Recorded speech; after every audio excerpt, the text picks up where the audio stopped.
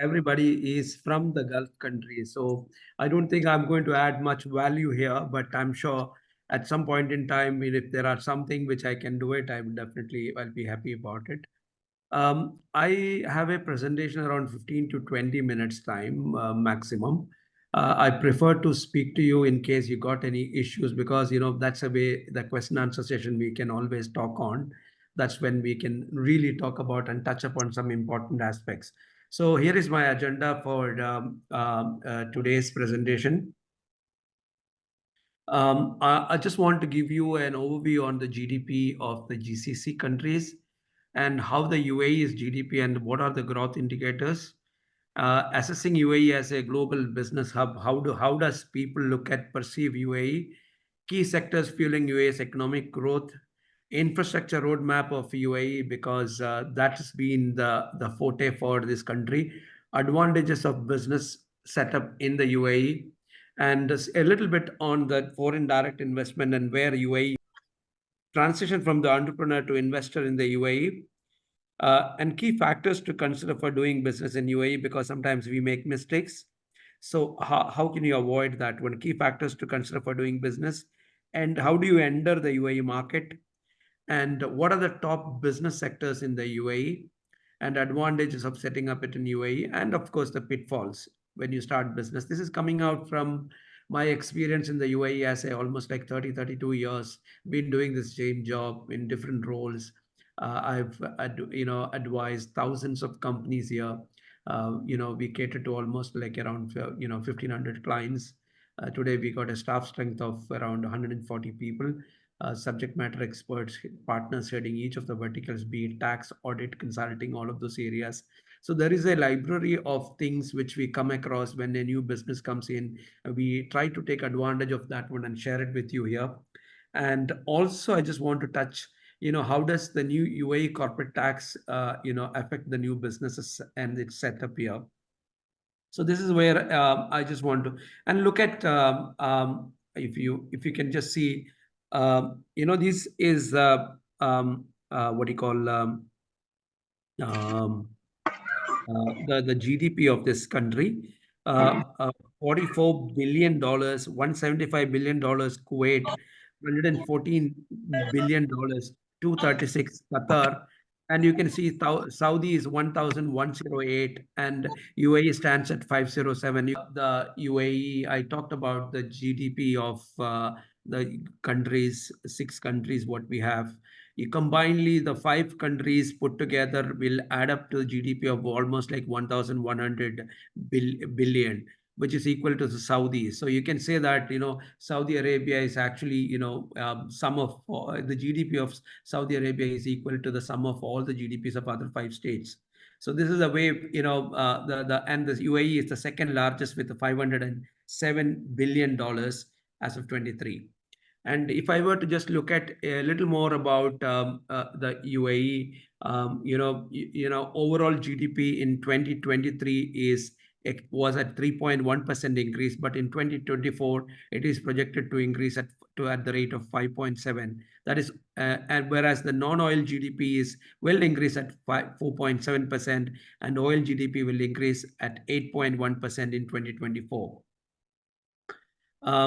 I just want to also tell you that as of today, you got around 600,000 companies in the UAE, and around 140,000 companies are in the free zone.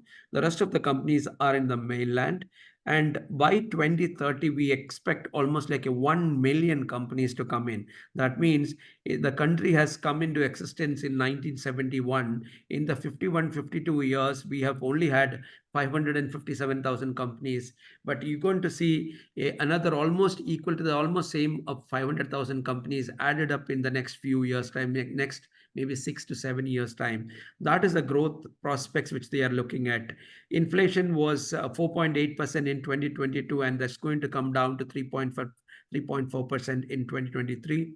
So what basically wanted to just say is, of course, we had the prices gone up, we had the interest rate up, and if you look at IMF estimate 2023, we'll have 10.09 million people, and it is going to grow at 1.6, 1.7%, every year.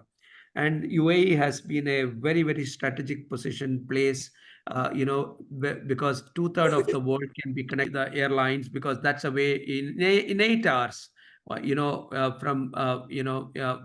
the UAE. That's been that's been the location of UAE. Startups, almost like $370 million have been raised in 2023.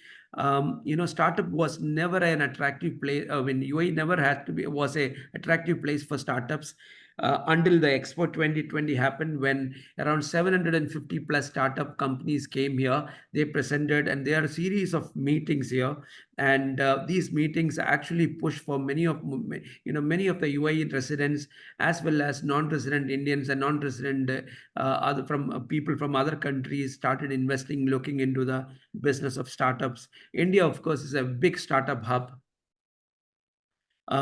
And I just want to also take you through, the real estate sector here. The real estate sector has been growing continually, because we always, whoever he lives in the Dubai or maybe in the UAE, think that, maybe real estate price is going up and it is likely to come down in the next year. Maybe we'll not, we'll wait for some more time to buy a property. But of late, if you can see that the prices has been going up over the roof.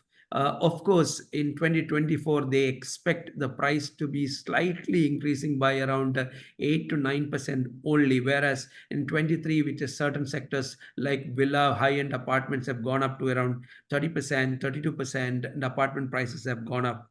Now, you all know that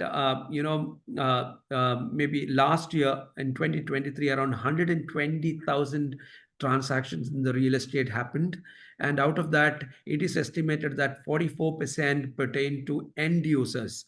So this was not the case in prior years. In prior years, it used to be around 27, 28%. So more and more end users are coming and buying, and because they are able to find the properties affordable. You look at the pricing of a real estate property, that the tallest tower in the world, Burj Khalifa, sits here. The pricing is like $1,500, $1,400, $1,600. That's a level of pricing per square foot it happens. But mind you, this is the tallest tower in the world, and where you look at for any city in London, it is like around 700 pounds, which is working out to be almost like 4,500, 5,000 dirhams per square foot. So that is the way the things are. Whereas I'm not comparing Burj Khalifa with London, but then there are other properties here in the mainland and other places, which is average prices around 1,200, 1,300, 1,400 per square foot, versus a London price or any other price there. So the price is still on the lower end. And in the month of August, there were 1 week alone, 2,590 property transactions, totaling to around 7 billion AED. That's the way the price is being looked at. The property is looked upon here.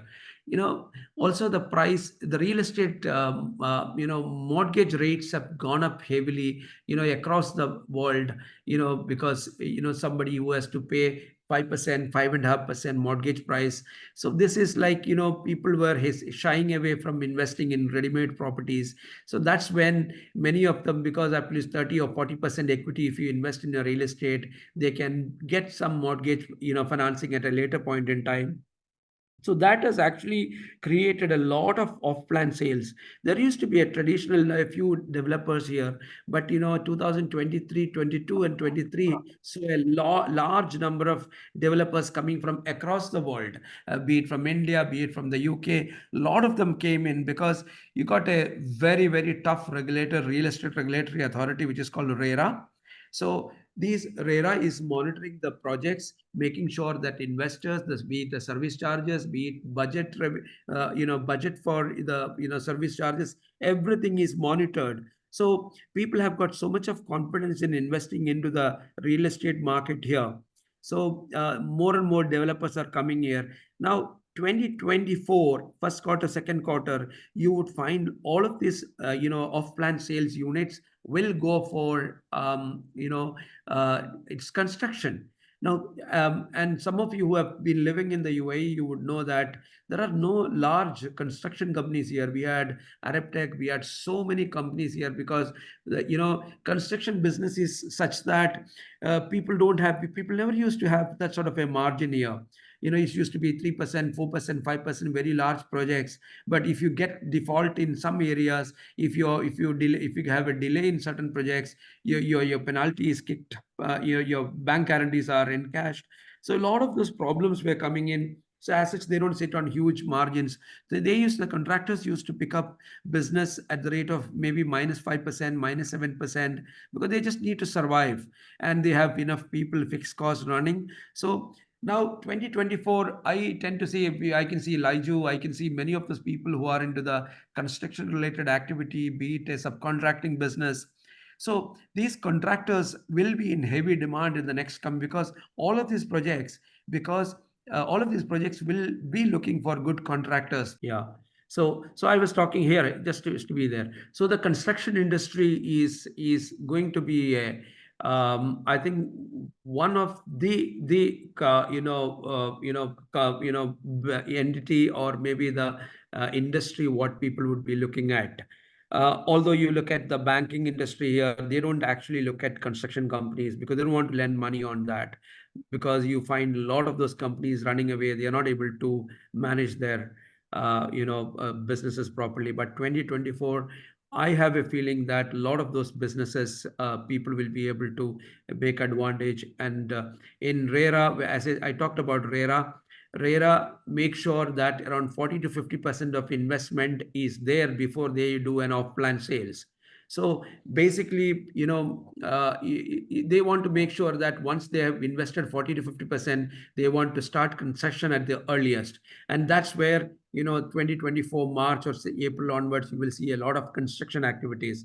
I will also talk about a little bit on the manufacturing activities. There is one bank here, Emirates Development Bank. That's the only bank which gives you, yeah, you can keep live there. Yeah. So it's the only one bank which will lend money for greenfield projects. So there are so many of large projects. They do a feasibility reports. The Emirates Development Bank has got a list of empaneled auditors who can do a feasibility reports, be it any type of manufacturing. And if it makes a sense for them, they will lend money to 60%, 70%. So that's going to be a big area for people. And then the next is hospitality sector. You are talking about around 165, 170,000 rooms in Dubai, in terms of the hotel industry here. Because you look around the world, you find people being connected with transport, Emirates airline or any other airline. People, it's easy to fly in here. It is an expensive city, but at the end of the day, you will find people finding it a lot of interest to fly down here. The hospitality has been a key sector, and they are growing. Move to the next sector, please. Next one. Next slide. So I just want to say that, we have in 2009, the metro was launched, and the transport system, 430 million people use the metro, the public transport last year. 430 million people, that means almost like 1.25 million out of 10 million people. I mean, 10 million people in the whole of UAE, but you're talking about 3.6, 3.8 million people in the Dubai, and they're able to use 1.2 million people are using the transport. That was the vision of the people here. So, and then we have the rail network, which is also Etihad Rail also has started. And then for the first time, you may feel that the casino is that's a business which is coming up in Ras Al Khaimah. It has got so much of boost here. So many hotels are set up there. Move to the next slide, please.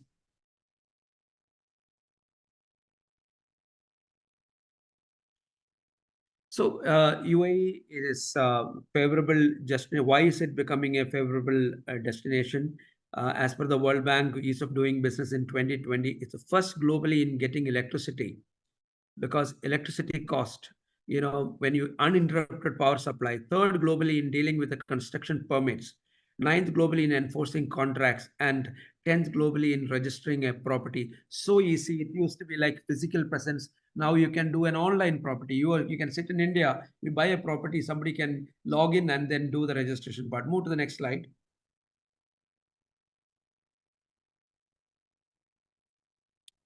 So foreign direct investments, it is said that world over in 2023 there was a minus 18%. That means dip in the foreign direct investments. But UAE has actually done 28% increase in the foreign direct investment. That is the way the country is looked upon, be it CEPA, Comprehensive Economic Partnership, whatever it is. There are so many industries. I know, there are so many family businesses from India. They all have moved. They are seriously looking at Dubai or UAE to set up their manufacturing base here. They have got the made in UAE brand with which they can sell the product to the GCC countries. Saudi is slightly different in selling up the product. Of course, Saudi is also an upcoming market. 100% foreign ownership. This was something which was like, until in 2021, 22, you could not do a business without a 51% ownership with the local. That's been changed. So that's 100% ownership. Can you move on to the next one?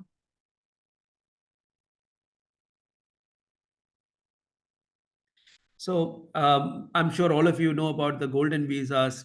For 10-year golden visas across all the celebrities, all the business people, they all have come here and taken the golden visas here. It's not very expensive. It's not, it gives you so much advantage because you want to travel to Saudi Arabia. Of course, Saudi Arabia today has made it, opened up everything. But you want to go to the other GCC countries. You want to go travel to different places. Even people who cannot get visa to, say, for example, a Schengen visa. If you have a residence visa here, you can go to one of the countries here for getting a visa. Many of the business people are using that one.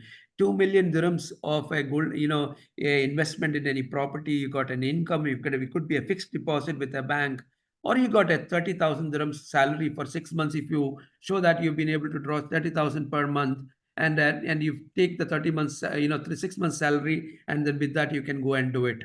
You move to the next slide, please. So, how do you enter into the business? So, this is again from my practical experience. A lot of people come here. They ask somebody, okay, I'm going to start a business here. They go to the free zone, whereas they could have set up the business in the mainland, or vice versa. They don't do a feasibility report. They just do okay, this is going to be an important market. So I just jotted down a few things. Conducting an initial feasibility, choosing the right license jurisdiction is one area. Assess the immigration and labor landscape. It could be a free zone company. A free zone company can give you enough number of visas. Today, if your company wants more visas, sometimes it is not advisable to go to a free zone because every free zone office space would say demand 9 square meter for each space. If you have to lease to get a visa for you. So understanding the labor, enter written agreements, and the credit availability, and these are the things which is required. Move to the next one. Um, I just thought of, if there is somebody who is outside new to the UAE, I thought of just saying, there is a mainland, there is a free zone, almost around 47 free zones in the UAE. As I told you, around 125 to 130,000 companies are there in these free zones. Certain, industries should go into the free zone, whereas certain industries must go into the mainland companies. So in a mainland, it could be a limited liability company. Limited liability company means your liability is limited to the extent of share capital paid. So if you have put your capital as 300,000, so if there is, after you have paid up your capital, if there is anything going wrong, you don't have to bring in personally the money to pay off that debt. The company does not have the resource. The company goes bankrupt. There is single person company LLC because there were companies, LLC companies with a 51% local and 49% this one. When the 100% ownership came in, obviously they had to create the single person company.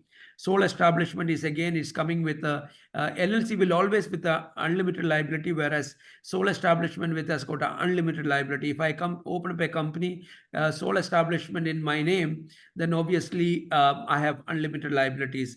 Civil companies like certain type of license, like for example insurance, certain companies like audit and other type of consulting companies, you need to have a civil partnership who is there. Branch of a local company, representative office, and public joint stock companies. And free zones, you can have one shareholder company, more than one shareholder company, and you got two financial free zones here, ADGM and Dubai International Financial Center. These are two very famous free zones here. We can move to the next one, please. Um, Trading business, healthcare, real estate, information technology, e-commerce, construction, digital asset. These are the some of the major areas people are looking at. It will take it more time for me to run and explain to you. Just want to say digital asset, crypto, and all of those things. There are a lot of regulations which is coming. Virtual assets, monitoring the virtual assets. There are a lot of regulations which is coming in, and they are completely monitoring that one. It's easy for people to come in and set up those businesses. Move on. Next one, please. So advantage setup, US dollar is pegged to the AED here. Any fluctuation in that one will not, because your currency is pegged. Crowdfunding, financing is uh, of course, when compared to India, for example, people used to look at this place to set up and earn, I mean, get some financing. But when the interest rates have come up to 6%, 7%, 8%, people have actually, shying away. But I'm sure the next 3 to 6 months time, the rates are going to come down better. I just want also to mention that many of the people, when they have large businesses in India, they have set up businesses in the free zones here, and they have a trading operations which is catering to Africa and other market. Not necessarily the goods come into the UAE. It's a third port shipment. I'm sure you understand what do you mean by that. So there are tax advantages if you are doing this businesses from setting up from designated free zones. I'll cover it in the last slide. Credit reports. This is something which has come up in the last 6 years time. All of us who are resident here can by a click of a button you will know how much is the credit. Whether somebody, if you are applying for a loan, the bank will definitely look at your credit score. If from 300 to 900, your score should be from 300 to 900. So they look at whether what is the chance that you will default. So credit, before you extend a credit, before you do that, everybody can understand and monitor their credit period. That's where the Etihad Credit Bureau has come in. Import duties are comparatively less. We can move on. Next one, please. So double taxation treaties, labor comparative competitive labor cost, free trade agreements. Unlike there's a 9% corporate tax which is coming in. I'll explain in a minute. But there is no restriction for capital transfer from here. A lot of money coming in here. Just also want to mention here, when I came in early 90s, opening up a bank account, maybe until 2015, 16 or 17 beginning, to open up a bank account, it wasn't a difficult time. You can just walk into a bank and they will open the bank account for you. But today the situation is different. You got to do a KYC, I'm sure, across the board. Yeah, in everywhere. There is something called the Financial Action Task Force, FATF, which is grey listed UAE, as because there are a lot of money coming in. Then they were not very clear on the source of this money, and that's where the UAE government has come in and Ministry of Finance has come in and made sure that there is their track record for the funds coming in. There is enough of KYC done before they actually onboard an account opening. Move to the next slide, please. So how do the businesses fail? Lack of market research, lack of understanding of the immigration. It's the same thing which I talked to you about, wrong business structure, There are sometimes people come in and set up business without proper agreements in place. Agreements in the place means what do I mean? Because sometimes your two of them come together, but they don't have an exit clause at all in the contracts. And when it happens, when the you know there is some sort of a issues happening between the partners, basically they don't know what to do about it, and then both of them suffer, and the company suffers at the end of the day. Move on. So I just maybe 2 minutes. I will explain a little bit on the corporate tax here. Corporate tax is before I explain about the corporate tax, 2018 onwards we had the 5% value added tax. 5% value added tax. When you look at 15% in Saudi Arabia, in some countries of the GCC, they have still not done it. Oman is getting it now. So 5% is not a big amount of money. It's not affecting your cash flow. Of course, cash flow is affected, but it's not going from your pocket. You're collecting from somebody and paying it. But corporate tax is basically, I'm sure everybody knows, it is not that. It goes from your from your pocket. 375,000 dirhams, yeah, up to 375, 0%. So any profits generated in the UAE above 375,000 will attract a 9% tax, 9% corporate tax. It is effective from 1st of January 2024. Any accounting year starts after 1st of June 2023 is where the tax applicability comes in. And 2024 onwards, most of the companies have calendar year as a accounting year, and they have the taxability starts on 1st of April, 1st of January, and the return has to be filed in September 2025. So almost like 9 months after the year end. Then there are also free zone companies, qualified income, unqualified income, third port shipment. There are a lot of those areas which you have to be considered. What I want to say is, prior to the tax coming in, when people set up the business, they never used to look at this option. Okay, I can go into the free zone where I can start up a small desk there. I can do a business. I don't have to pay in the free zone. There is no tax also sometimes, VAT also in sometimes. So let me do the business there. But now, if you are in a free zone, there are so many parameters to be looking at, whether you have got economic substance, we got a proper office there or not, whether you got enough people employed or not. There are transfer pricing, but you can't just take away as salaries any amount of money and drain the profits at the end of the day. None of these things is applicable because there is transfer pricing is applicable. So there are some tax relief for small companies and sort of thing up to 3 million. So this is what is about the corporate tax. And the next slide, please. And yeah. Next slide. Yeah. No, this is our services. You can move on. Yeah. This is my next one is next one, please. So if you got any questions, I'm happy to answer. Now I took around 25 minutes. So please let me know if I can, be of any other further help. Over to you. Thank you, Mr. James. It was a very elaborate description about how we can start a business in UAE. You have covered almost all the areas, right from setting up of a business till the corporate tax factors. So if anyone has got any doubt or clarification you require, please you can ask now. The floor is open to you.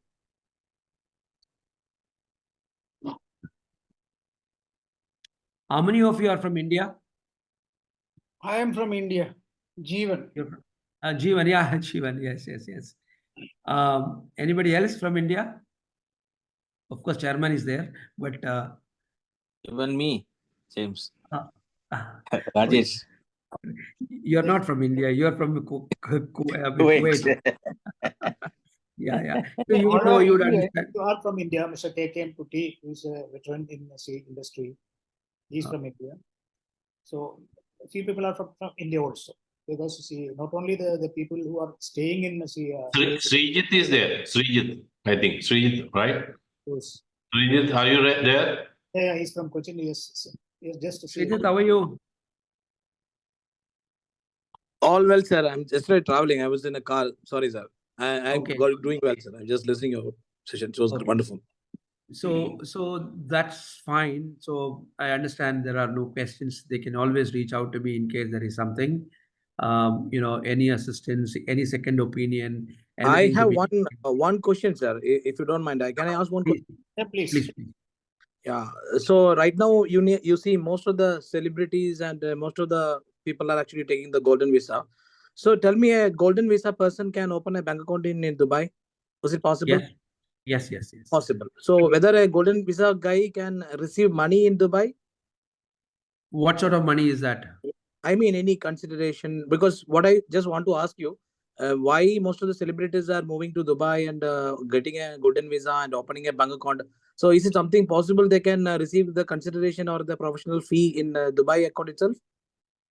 So you know that Indian tax regulations, if you are a resident of India, any income earned outside is also going to be taxed, right? Yes, So, absolutely. Yes. because now these people are for the sake of, I don't know whether these people open the bank account and do these sort of things.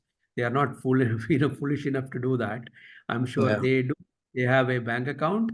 Yeah. They might do a little bit of here and there. That's it. But if they are taking any money, I don't think they will do it in this account. They just want to create a visa formalities to travel across. They can all say that they are a golden visa, and that's what it is.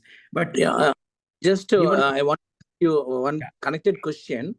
yeah. See, for example, a Indian resident outside India, for example, a NRI, he can open an NRI account and he has a very limited purpose to take a certain credit from India, bringing an NRI account. Similar way, a resident in India have open a bank account in Dubai because of he is holding a golden visa. Is there any restricted credit into that particular bank account in Dubai? Something like that? See, it is in Dubai. If the funds are, they only look at, they would want money to come in. They Yeah. don't look at as long as the KYC is done. But the money is coming from, say, for example, in India. That's where the Mm. RBI, your LRS, your other transfer formalities and sort of things will come in, right? So Yeah. once those people clear it, they will receive wholeheartedly. They receive the money. That's not a problem at all. Okay. Okay. Okay. Uh, Thank you, sir. yeah, Mr. James, I have a small question. Please, sir. Dr. Hakeem. Yeah, you see, recently we are hearing about the employment of foreign nationals in UAE. There is a quota system being implemented. Can you Correct. clarify something on that, please? So what happens is there was any company which is 50 employees and above, you had to start from 2022 onwards, 2%. Then every year you have to increase by 2%, and by 2026 it has to reach 10%. Okay. Now, last year, with effect from 1st of January, this has been reduced. If I got 21 plus employees, you have to actually have one UAE national. So, you know, this has become a little bit of an issue, but you look at it from another angle. This is a country they've invested so heavily, and the infrastructure, they made it everything open in a platter for all of us here, and is 89% are expatriates using this country. 11% is the UAE nationals. Out of the 11%, my take is that you don't have enough of people to be to be employed. That's the way we look at it. But 480 million dirhams have been fined on 1st of January 2023 because people did not fall in line with the quota requirements. So it is very, very strictly monitored. Whether or not you hire, I mean, if you don't hire it, they will come and slap a fine 76,000 in a year per employee. If you got two quota and you've not done it, you got 152 or something of that sort will be, and your file gets blocked. You cannot take any new this sort of thing on it. So what people do is they have to consider this as some sort of a cost, 6,000, 7,000 a month. You give it to a UAE national, whether or not they come and work with you or not. This you have to accept it as some sort of a giving back to the country. Very well, Yeah, very yeah. well answered that point. I really appreciate your answer, Mr. James Edda. Yeah, thank you, thank you.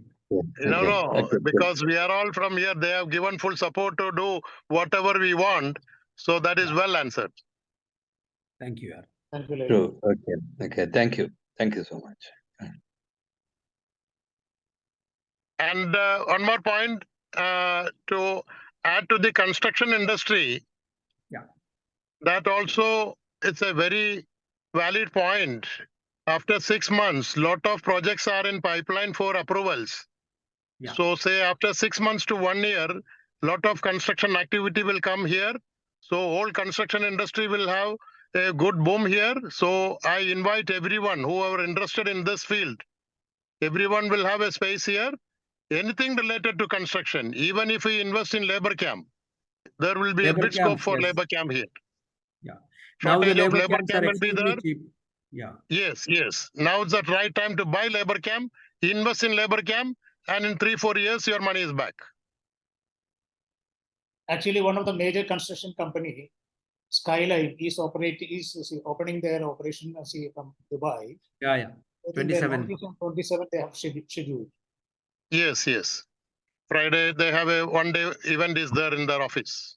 Yeah. There is a. And also Asset is coming. 2-3 companies from Kerala is already is taken land and in the. Now look at the real estate. Maybe Mr. Laiju, you would agree with me. In the interest of the people I'm talking about, the land Yeah. prices has gone up like almost like 2.5 to 3 times. When Yes. JVC, GVT, all of this thing, 85, Everywhere, 89, everywhere. 90, Yeah. 90 dirhams per square foot, it is now coming out around 200 dirhams, 180 dirhams, 200 dirhams. It's a On simple commercials. math. Yeah. It's a On simple commercial maths. projects. Yeah, commercial project. Simple maths that, any construction G plus 15, G plus 20, it's a 280, 300, 310 dirham per square foot is what it is. 10-15% of marketing sort of thing on it. Every real estate developer is able to make around 30 to 35%. And Yeah, the they actual are able cost I to, will tell you, including construction, land, marketing, everything will cost you around 650 to 700 dirhams. and you can sell it at 1,200, 1,300 Yes, dirhams. 1,000 plus they can sell. I'm talking about average finishes. Yeah. So, and there are properties sold at 6,000, 7,000 also. Yeah, And that's this on the is, higher end. There, the land cost will be more and construction cost also will be Yeah. more. But even Yeah. then, everyone make a 35 to 40%. Yeah. So this is a construction-driven activity going to come in the next 2 to 3 years. And once the construction is active, it's not just one All construction industry will come industry. active. All industry will Every come industry active. will wake up. So It's like a it will supply be chain. Yeah. very exciting time ahead for UAE in the next couple of years' time. Yeah, when construction industry booms, means labor will come, then the laundry, saloon, grocery, all minor sectors to the major transportation, logistics, every area will have a Yeah. So And I have a comment on your point that 8 to 9% only increase in real estate pricing. But what I expect, and even the market says, the price will go again more. The reason is when we compare with the prices in even Bombay or in London, now the prices in Dubai is still down. I know. So I'm talking definitely more. it will go up. It will go up again. So in Davos, Hossein Sajwani, the DAMAC owner, he declared that, real estate pricing is slightly going to come down a little bit. Today, you had Better Homes, their announcement came 8 to 10%, 5 to 8%. That's a growth where they are looking at. So when we compare all of this industry, this one I was using that one because Okay, real estate fine. is Maybe right. But what I feel is in a different way because even the price, even the current price also, when we compare with the major cities outside, the price is No, again that's right. reasonable now. Absolutely. Yeah. So the Russians slowly started exiting from this place. They started selling. So this is where, another, when the lot of properties come into the market for sale, so that's when, things will happen. So I'm done with my thing. If you have got any more questions, I we'll think figure even out. some questions also have been asked and you have clarified it very well. So if there is no further questions, I think we can see close down the session now. Any questions? Yes, I have a Please. quick question. Sorry. Yeah, and then not just limited to Mr. James. Yeah. Now, this is based on, now I represent an organization called Q for Accounting. Now we have a base in London and have our back office in India as well, specifically in Kerala. Now, this is based on a live scenario, and I'm trying to extract more information on this. And there is a client of ours who is established in India, in Kerala, in Cochin for over 30 years. The domain is travel and tourism. And as part of their global expansion plan, they are establishing their offices across the globe, in which UAE is also a preferred market. And the question is, I'm a novice here, so it might be a silly question, but what is the difference between a company in mainland and free zone? If you could help me understand, that would be wonderful. So, for example, anybody who is coming into the business here, now you have to look at the first thing is on the taxability of the things. So, how is the revenue coming up from here? Are you going to do business with the customers in the UAE, or are you going to do business with customers outside? Right. So the tax implications and sort of things are different for both the jurisdiction, both this one. So say, for example, you're going to do I'll give you an example. Somebody is doing a trading in, say, rice commodity, right? So if in India, they export a lot of rice and the rice goes to Africa and other parts of the world, different places it goes, say, for example. And somebody has set up a business, he's coming to me and asking me, I want to set up a business. Where do you think I should set up a business, in the mainland or I should go? First question I'll ask is, what is your volume of business you're expecting in the first year? What percentage of that business is going to be to a African market and third port market? If he says that, my 60 or 65% of the business is going to Africa, and and 35 to 40% of my business is going to the mainland. Now, I would say maybe it is good for you to set up two companies. One company does a mainland business, one company does a free zone business. In a free zone, in, say, for example, Sharjah or in Jebel Ali free zone, they got a small company with the two people, third port shipment, the goods are taken from India and going directly to Nairobi or some part of the place it is going, and you're doing a billing. It is a distribution activity in that for that company, and it's from the designated free zone. So there is a transfer pricing applicability, everything is done. So entire income generated from that trade of business is tax-free. Because it's a district. Now come to the business which is in the mainland. Any business generated in the mainland, there is no nothing called qualifying income or non-qualifying income. Whatever 40% revenue from the 40% trade, you got 370. First 375 is exempted. Above that, you pay 9%. So suppose you had only one company in the mainland, the entire income would have been taxed at 9%. Whereas you could segregate this business by setting up another business in the mainland and separate business for the third port shipment. So likewise, each of the businesses, we'll have to see what activity it is, what is qualifying income, what are those coming in. So accordingly, we understand the customers, vendors, who the buyer is, who the seller is, based on the tax applicability brings in, and that will bring you the applicability. Thank you so much. That's quite insightful. Yeah. Thank you, James. I think with this question as the last one, we will wind up the meeting here.